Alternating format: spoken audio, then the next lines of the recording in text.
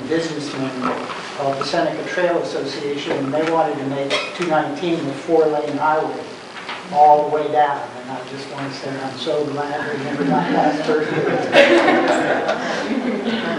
There was a more recent group that tried to make it Continental 1 and make it 4 lanes as well. That's been in the last, what, 10 or 15 years? Yeah, but 15 years ago, right?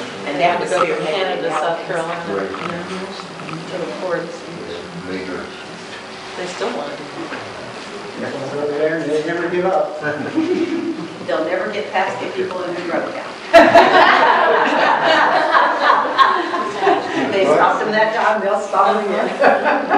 Roxy, can you talk a little bit about what you and we are going to do with all this information you're gathering? Yeah. What we're going to do? Real quick, did you have something like that? Yeah, I just have a story. Obviously, I wasn't around for 219 members before the 50s, but I talked to someone who was, and I told Rocky the story, but it's one of my favorite stories in Pocahontas County. And before Johnny Hill died, who lived down in Lobelia, I went and interviewed him one day, and he told a story about the circus coming through Hillsboro when he was a kid, when 219 wasn't paved, and so he told this. He had this memory of elephant tracks in the sand on the road that was 219 along Dirt Mountain, which I just think is such a cool thing. I could never get him to tell us how he knew the circus was there. Well, right. I kept saying, how did you know to go to the circus? But he was talking about a truck that had an alligator in a tank, and you paid 10 cents to go up the steps of the truck to see the alligator. But he never did say how they knew back in Lobelia in that area, Jaycox, how that circus was in Hillsboro. I kept asking him, but he kept talking. Gosh, Roxy, about 15 years ago, this is a true story, there was an escapee kangaroo from the animal preserve. A wallaby. And this lady, you know, almost ran into it, so she ran off the road and had a wreck, and the rescue squad came and took her, and they said, what happened? And she said, a kangaroo ran across the road. I thought she was crazy. Well, Jim McComb tried to catch it, and it just fake tore him apart. Yeah. It was in my lawn at one time. I saw a lady that had that high heels going running through the camera, and it was like,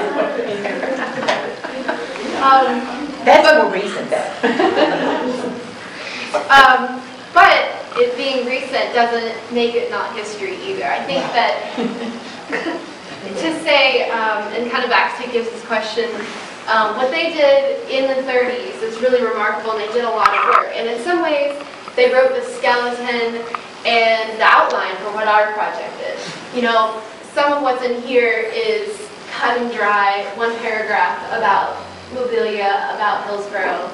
And people who are living now, who remember other people's memories, or who know about more recent history from the 70s or the 90s, all of that can get incorporated into what we're working on with interviewing these people, is that the personal memories and the hard historical research is all going to be compiled into a published website of 219 from Red House, Maryland, all the way down to Rich Creek, Virginia, with short vignettes along the way that describe in words and pictures and some audio what are places like Cork's Ford outside Parsons, what is the McNeil Mill, things like that that can be told through people that have lived around those sites, and not saying just these are the facts, these are the dates, these are the names, but giving a more authentic and personal version of the story. And I think that's a really interesting way to look at history. It's not how everyone thinks of history, but it's one way to think about history. And yeah, Emily mentioned that over there we've kind of given a rough draft of some of the sites that we have visited, that we identify as things we want to write about. And your input and your ideas and people that you know that we can talk to is how we really will shape this project in the next year. We decided over a year ago that our theme for next year for the Little Levels Heritage Trip was going to be digging up history, and it's stories like this that put people in the old home places in the area in Little Levels. And so we collected quite a few stories, and it should be sort of a shared resource that we can incorporate the two together. But one of the stories we got that you couldn't do now at all back in, I remember this when I was a child in the 40s and 50s. The farmers would close the road down and drive their cattle and sheep from their farms there in the Hillsborough area up to mountain properties to pasture in the summer. And you just couldn't drive on the roads while all those cattle and sheep were going up the road to pasture. And of course, back then, everybody had a fence. You couldn't do that now because they'd be running people's lawns and everything else. Everybody had to have a fence so the cattle couldn't come in their lawn. Have you interviewed, I assume you have, at Virginia College and... No, I haven't. If you get a chance to interview Hubert and Virginia, Virginia has a wonderful story about bringing the wedding cake from Lewisburg when the 219 was still a dirt road. And what we now know is the Brownstown Cutoff Road, that whole road through there was a dirt road.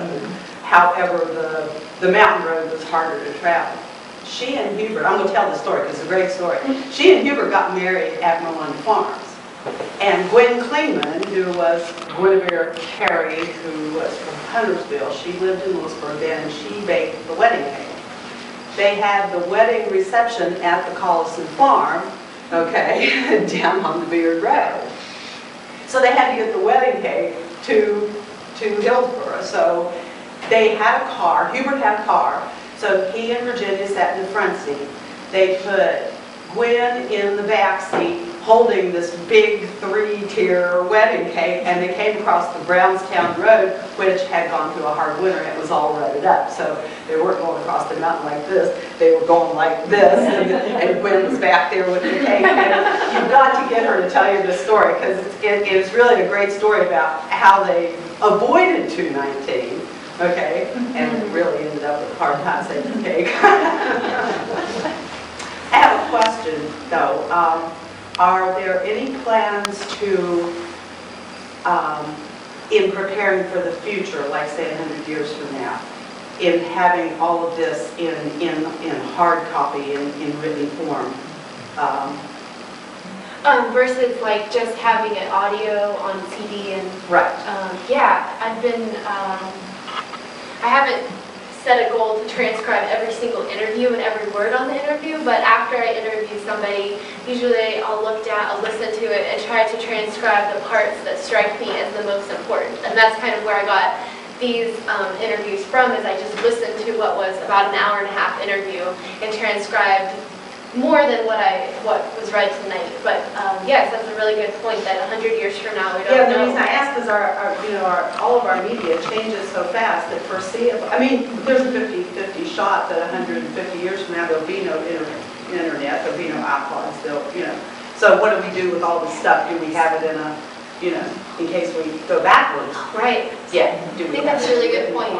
If you want to sometime after you start wrapping this up, it can help you hook up with some interns that could maybe help transcribe some of the stuff. Yeah. I just wanted to end with the note that we are all travelers. You don't have to think of tourists or travelers as somebody who's from out of state. And I have gone up and down 219 in particular from here to Elkins about 100 times over the last year, and I still love it. And it's getting to the point where I can't take the drive under 2 or 3 hours because I always have to stop and say something to somebody or drop off something to someone else that I picked up. And the drive is getting longer and longer, and I think that's a richer drive. And I think we can all think about that as we're driving 219, that the travel that we take is up to us and how we experience the towns around us. If we want to go and visit Thomas, think of what you heard tonight about Thomas. Don't just look at Thomas as something that you see today, but think about it with its history that's there. And I think we'll all have a richer experience with the towns around us.